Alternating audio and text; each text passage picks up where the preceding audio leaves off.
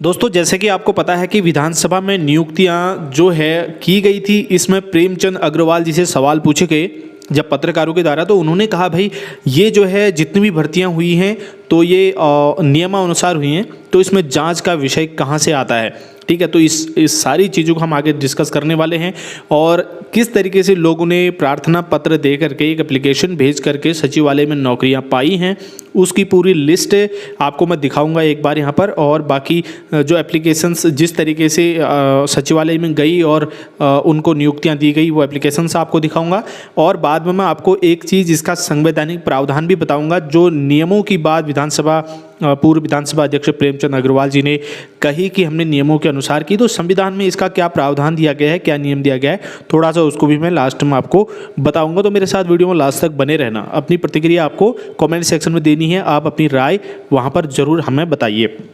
तो साथियों, जैसे कि आपको पता है उत्तराखंड विधानसभा में नियुक्तियों पर निरंतर जो है सवाल उठ रहे हैं। तो इसी बीच तत्कालीन स्पीकर और वित्त मंत्री प्रेमचंद अग्रवाल ने अपना बचाव किया। उन्होंने कहा कि सभी नियुक्तियां तदर्थ आधार पर और ये नियमानुसार हुई हैं, इसलिए जांच का तो विषय ही मतलब प्रश्न ही नहीं उठता है।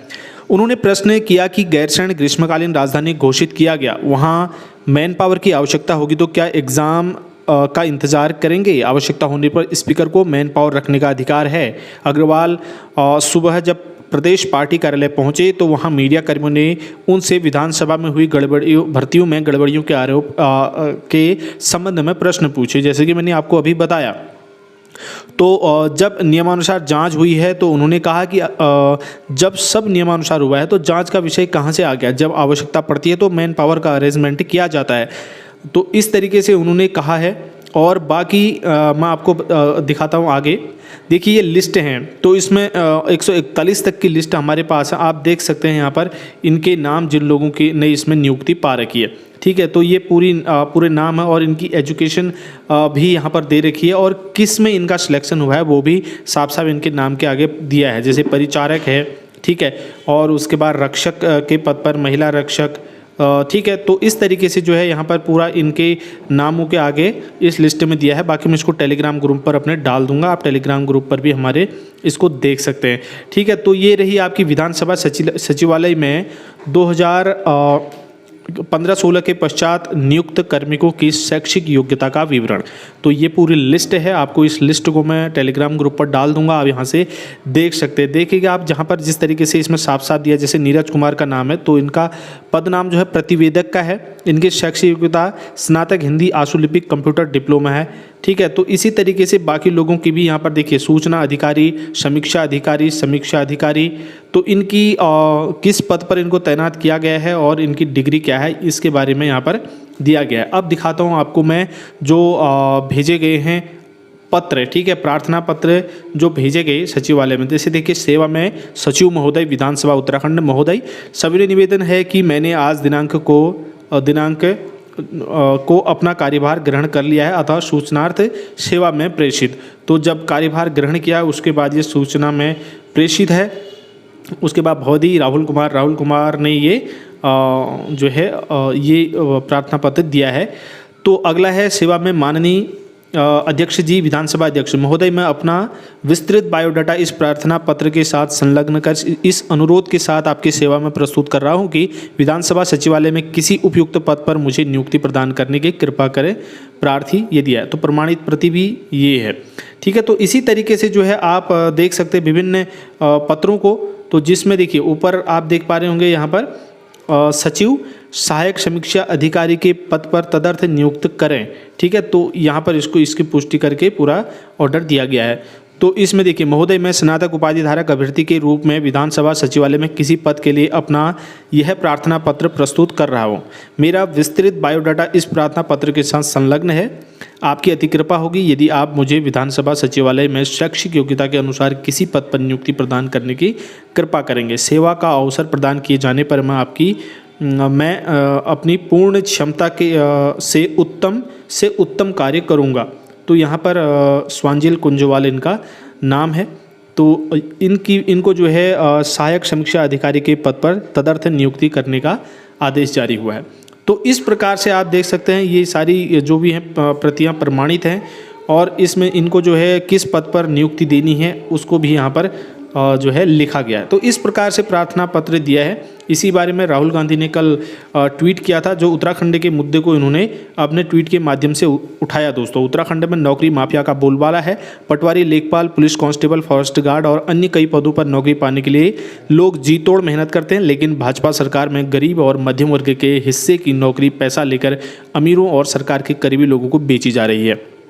इस मुद्दे पर हम ज़्यादा बात नहीं करेंगे। हालांकि ये जो इसमें भाजपा सरकार या कांग्रेस सरकार या कोई अन्य सरकार की हम बात नहीं करेंगे, क्योंकि कहने का मतलब ये है कि गवर्नमेंट चाहे कोई भी हो, तो किसी भी गवर्नमेंट में चाहे आप 2015-16 से पहले की भर्तियां देख लेंगे तो वहाँ पर भी आपको अनियमितताएं देखने को मिलेंगी। कहीं पर कुछ ज़्यादा होंगी तो कहीं पर कुछ कम होंगी। तो इस प्रकार से आप सारे प्रार्थना पत्रों का स्वरूप मैंने आपको यहाँ पर दिखा दिया है। देखिए, यहाँ पर विधानसभा भवन में सरकारी सेवा हेतु, तो यहाँ पर इनको जो है रक्षक के पद पर तदर्थ नियुक्ति करने का ऑर्डर दिया गया है सचिव को। ठीक है, तो आप देखिए पूरा यहाँ पर प्रमाणित प्रतियां भी मैं आपको बता रहा हूँ। तो दोस्तों, ये सारी चीज़ें जो है समझने की हैं और किस तरीके से एक प्रार्थना पत्र के जरिए से नौकरी मिल जाती है। ठीक है, तो अगर ऐसा होता तो फिर आप और हम भी एक प्रार्थना पत्र लिखें और हमको इसकी यहाँ पर नियुक्ति मिल जाए। अब हम बात करेंगे, मैंने कहा था आपसे संवैधानिक क्या प्रावधान इसमें है, तो आप इस को देख रहे होंगे। भारत का संविधान यहाँ पर जो है उपसभापति और सभापति, ठीक है, इसके बारे में है। अध्यक्ष और उपाध्यक्ष और सभापति और उपसभापति के वेतन और भत्ते हेडिंग है। राज्य के विधानमंडल का सचिवालय, ठीक है, तो राज्य के विधानमंडल के सदन का या प्रत्येक सदन का पृथक सचिवी कर्मचारी वृंद होगा, परंतु विधान परिषद वाले राज्य के विभिन्न मंडल की दशा में इस खंड की किसी बात का यह अर्थ नहीं लगाया जाएगा कि वह ऐसे विधानमंडलों के दोनों सदनों के लिए सम्मिलित पदों को सृजन का निवारित करती है। देखिए, जो मेन चीज़ है मैं केवल उसको पढ़ूंगा यहाँ पर। ठीक है, चलिए आगे बढ़ते हैं। देखिए, राज्य विधानमंडल पढ़ते हैं। मंडल विधि द्वारा राज्य के विधानमंडल के सदन या सदनों के सचिवी कर्मचारी वृंद में भर्ती का और नियुक्त व्यक्तियों की सेवा की शर्तों का विनियमन कर सकेगा। ठीक है, इस पर ध्यान देंगे। जब तक राज्य का विधानमंडल खंड 2 के अधीन उपबंध नहीं करता है, तब तक राज्यपाल यथास्थिति विधानसभा के अध्यक्ष या विधान परिषद के सभापति से परामर्श करने के पश्चात विधानसभा के या विधान परिषद के सचिवी कर्मचारी वृंद में भर्ती के और नियुक्त व्यक्तियों की सेवा की शर्तों के विनिमय के लिए नियम बना सकेगा, और इस प्रकार बनाए गए नियम उक्त खंड के अधीन बनाई गई किसी विधि के उपबंधों के अधीन रहते हुए प्रभावी होंगे। तो ये दो जो पॉइंट हैं यहाँ पर, तो इन पॉइंटों के बेस पर वो कह रहे हैं कि हमने नियम के अकॉर्डिंग इसको किया है। लेकिन ये नियम क्या ऐसे खास लोगों के ऊपर ही अप्लाई होते हैं? क्या इसमें आम व्यक्ति, कोई ऐसे व्यक्ति शामिल नहीं हो सकते, आप और हम जैसे? तो इस तरीके से इस बात को अभी उठाया जा रहा है, और जाहिर सी बात है उठनी लाजमी भी है, और इस बात पर हम कोशिश करेंगे और फिर हम ये मांग भी करते हैं कि ये बात की जांच होनी चाहिए, और किस तरीके से जो है अगर ये हक है, इस तरीके से नियम है कि इनकी ये रख सकते हैं, तो इसमें एक आम नोटिफिकेशन जारी होना चाहिए, चाहे मेरिट के बेस पे हो, चाहे एजुकेशन के बेस पे, या किसी भी बेस पे जो है एक ऐसा फॉर्मेट तैयार किया जाना चाहिए जिसमें आम व्यक्ति भी पार्टिसिपेट कर पाए और यहाँ पर चले जाए। पीछे पीछे चुपचाप से हो जाता है, अपने रिश्तेदारों को या अपने सगे संबंधियों को जान पहचान में या रिश्तेदारी के दायरे में किसी गुपचुप तरीके से ये भर्तियां करा दी जाती है, तो ये कहीं ना कहीं जनता के साथ अन्याय है। तो दोस्तों, आप लोग क्या सोचते हैं इस बारे में? कमेंट सेक्शन में कमेंट करके ज़रूर बताना। हम नेक्स्ट वीडियो में मिलेंगे, तब तक के लिए ढेर सारी शुभकामनाएं आप सभी को। धन्यवाद। जय हिंद।